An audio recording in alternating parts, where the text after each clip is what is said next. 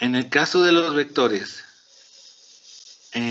ya que sabemos descomponerlos, ahora nos toca ver lo que es equilibrio.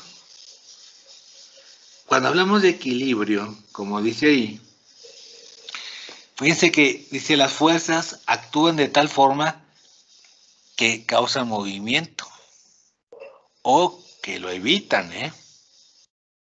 Si los grandes puentes deben diseñarse de modo que el esfuerzo global de las fuerzas evite el movimiento. Fíjense lo que está diciendo aquí, porque si el puente, si yo no lo diseño de tal forma que no se mueva, pues cuando se suban los carros va a empezar a bailar eso y en algún momento el puente puede caerse. Entonces quiere decir que las estructuras que se utilizan para el puente se encuentran en equilibrio. Es decir, las fuerzas que están actuando de cierta forma ni se mueven ni para un lado ni para otro. Hay un equilibrio de las fuerzas. De las armaduras, vigas, traves y cables que están formados deben estar en equilibrio. Quiere decir, jóvenes, y vean todavía, aquí lo dice, dicho de otro modo, las fuerzas resultantes que actúan en cualquier punto están equilibradas. Fíjense, aquí lo voy a decir, más adelante lo vamos a recordar, pero si estamos hablando de equilibrio, quiere decir que la sumatoria de las fuerzas en X a nosotros ahorita nos ha dado un valor que es, aquí ya me equivoqué, déjenme borrar. Siempre que calculamos la componente en X o la sumatoria de fuerzas en X, nos ha dado un valor el cual es mayor a 0. O puede ser menor a 0, puede ser mayor o menor a 0, pero es diferente de 0. Y la sumatoria de fuerzas en Y también nos ha dado un valor que es diferente de 0. Es decir, o es mayor que 0 o es menor que 0. Voy a cambiar aquí el de la X para que queden igual. ¿Ok? Pero si nosotros, jóvenes, ahora estamos hablando de equilibrio, fíjense lo que estoy diciendo, ahora están en equilibrio las fuerzas. ¿Cómo creen que me vaya a dar la sumatoria de fuerzas en X y en Y? Si les estoy diciendo, está equilibrado. ¿Qué creen que me vaya a dar? ¿Diferente de 0? ¿Lo mismo? Ándale, por ahí va tu concepto, es correcto. Por ahí va. Fíjense lo que dijo compañera, que las fuerzas me dan iguales. Por ahí va, fíjense, si las fuerzas de las vigas que cuando se construye un puente, o imagínense un semáforo que tiene un solo brazo y luego está colgado las luces ahí. El semáforo también debe estar en equilibrio. Entonces, la fuerza del brazo que soporta el semáforo debe ser igual al peso del semáforo. Es decir, dicho de otra forma, la sumatoria de fuerzas que tengo en X y en Y me debe dar 0. Es decir, el brazo del semáforo debe tener la fuerza para soportar el peso del semáforo. O sea, son iguales. Si son iguales, la suma de las fuerzas me da 0. Quiere decir que ahora la resultante de nuestro sistema vale 0. Ahora la resultante que obteníamos en vectores, aquí es 0. Es decir, no existe. Entonces te van a decir ustedes, ¿entonces para qué la calculo? No, el detalle es que entiendan el concepto, porque ahora vamos a calcular las fuerzas que se ejercen sobre esas vigas o incluso sobre los cables. ¿Alguna duda o comentario? ¿No? No, profe. Muy bien. Fíjense lo que les acabo de decir ahorita. Aquí interviene la ley de Newton. Fíjense la primera. Dice que un cuerpo permanece en estado de reposo a menos de que una fuerza externa actúe sobre él. Es decir, Si tengo un carro y nadie lo empuja el carro, pues no se mueve. A menos de que vengamos y lo empujemos entre varios, lo vamos a mover. Eso es lo que me está diciendo. Oye, el estado de reposo o movimiento va a estar así hasta que no vengas y actúe una fuerza y lo mueva. La segunda ley de Newton, esa es la que nos dice, la segunda, se resume como fuerza es igual a la masa por la aceleración. A mí siempre me gusta resumir la segunda como fuerza es igual a masa por aceleración. Es decir, que si tengo un carro de cierta masa y quiero producir una cierta aceleración, pues ¿qué fuerza necesito? O si el carro se mueve a muy poca aceleración, entonces quiere decir que la fuerza, producto de su masa, pues es muy pequeñita porque el carro muy apenas se mueve. Pero si el carro se mueve a una aceleración más alta, más grande, gana aceleración o gana velocidad, mejor dicho, entonces la fuerza que estamos empujando varios, oye, la estamos empujando más fuerte.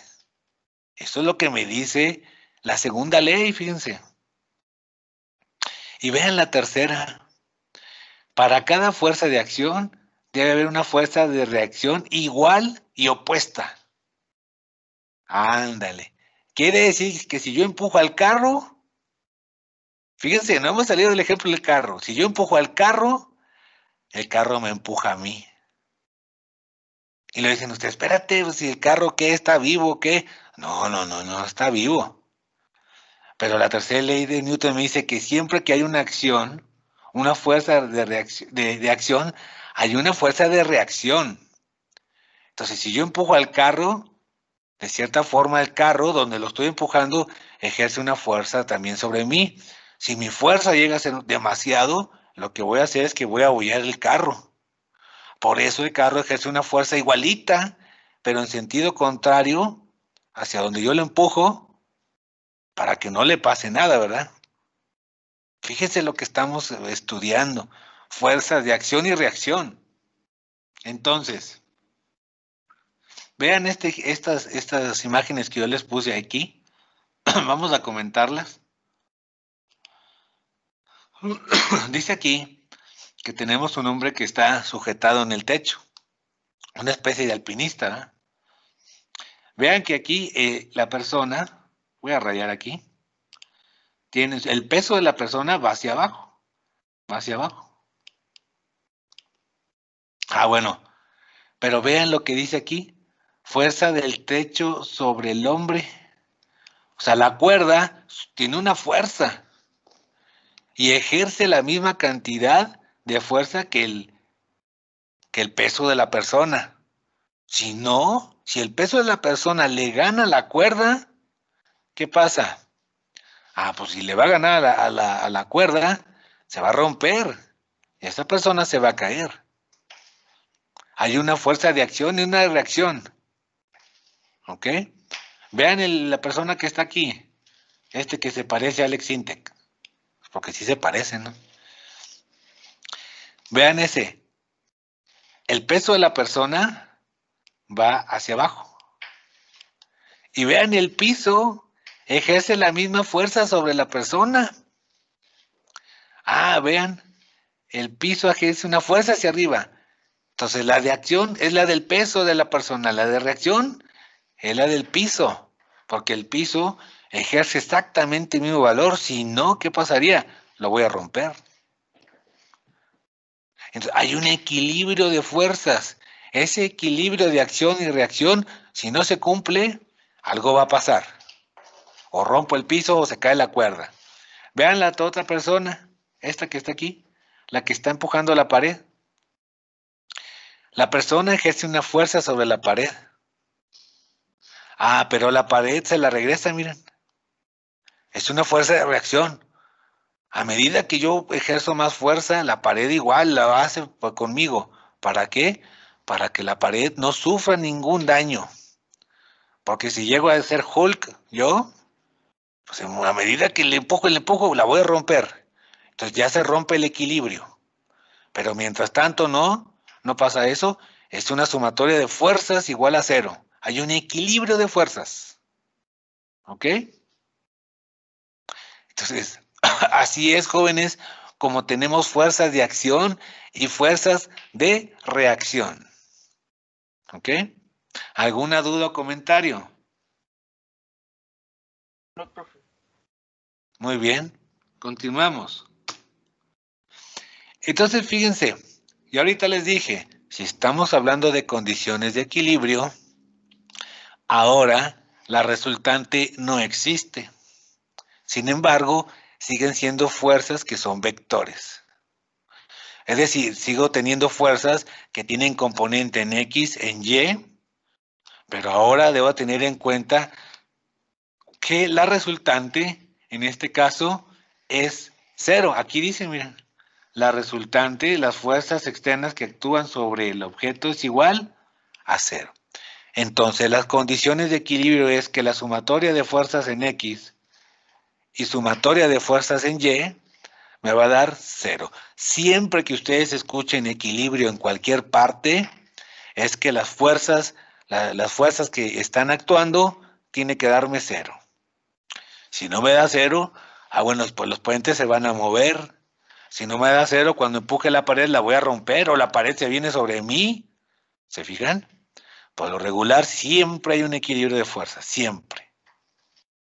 Entonces por eso se dice, y la suma vectorial de las fuerzas tiene que dar 0. O sea, los vectores que vamos a descomponer ahora es 0, la resultante. Pero ojo, ahora lo que me interesa, si la resultante vale 0, ahora lo que me interesa es calcular las fuerzas sobre esas vigas y las fuerzas sobre los cables. ¿Ok? Bueno. Vean